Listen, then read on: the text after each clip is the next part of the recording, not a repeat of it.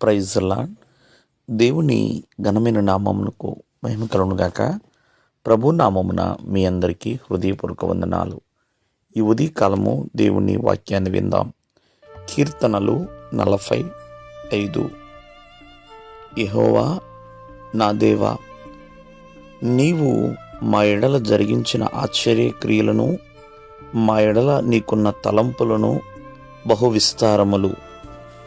ప్రియమైన వర్లారా, దేవుడు మన పట్ల జరిగించిన కార్యములు కావచ్చు, అలాగే మన యందు కలిగి ఉన్న తలంపులు కావచ్చు, ఇవన్నీ కూడా చాలా విస్తారముగా ఉన్నాయి దేవునికి. మనం ఈ రోజున తలంపుల గురించి తెలుసుకుందాం. భక్తుడైన యోబు అంటూ ఉంటాడు, మరి ప్రతి ఒక్కరి తలంపులు కూడా దేవుడికి తెలుసు అని. ఎందుకంటే మన మదిలో తలంపు రాకమునిపే ఆయన ఖచ్చితముగా వాటిని ఎరిగి ఉన్నాడండి. అంతేకాదు, దేవుని తలంపులు ఎంతో ప్రియమైనవండి, అవి ఎంతో ఉన్నతమైనవి అని దేవుని యొక్క వాక్యము సెలవిస్తుంది. ఎందుకంటే ప్రతి తలంపు కూడా న్యాయయుక్తముగా ఉండాలి, నీతితో కూడినదిగా ఉండాలి. ప్రియమైన వర్లరా, అంటే ప్రతి ఒక్కరి తలంపులు దేవుని తలంపుల్లాగా ఉండకపోవచ్చు. ఎందుకంటే దేవుని తలంపులు వేరు, మనుషుల తలంపులు వేరు. ఎందుకంటే దేవుని తలంపులు ఎప్పుడు కూడా ఎంతో ఉన్నతముగా, ఎంతో హెచ్చుగా ఉంటాయి. కావున అటువంటి తలంపులు మనిషి ఆలోచించలేడు.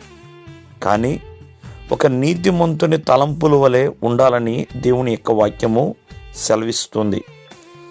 చూడండి, కొంతమంది వారు తలించిన తలంపులను బట్టి వారు గలిబిలికి గురవుతారు, కలవరానికి గురవుతూ ఉంటారు.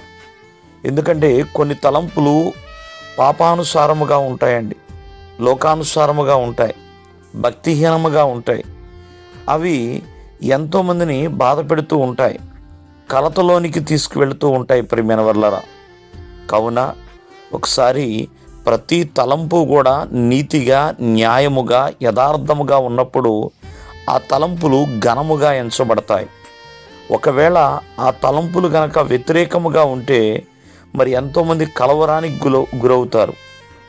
కావున మనకు తలంపు పుట్టక మునిపే దేవుడు ఎరిగి ఉన్నాడు కాబట్టి ప్రతి ఒక్క తలంపును దేవుడు తెలుసుకుంటున్నాడు. ప్రియమైన వర్లారా, కావున ప్రతి తలంపు విషయంలో దేవునికి తెలుసు కాబట్టి ఎంతో జాగ్రత్త కలిగి, అయ్యా ఏ తలంపు కూడా నాయన నన్ను కలవరానికి గురి చేయకుండా ఉండునట్లుగా, నా ప్రతి తలంపు నీతిగా, న్యాయముగా ఉండునట్లుగా నన్ను బలపరచండి తండ్రి అంటూ ఎల్లప్పుడూ ప్రభువుని ప్రార్థన చేయాలి. దేవుడు మిమ్మల్ని ఆశీర్వదించునుగాక. ఆమేన్.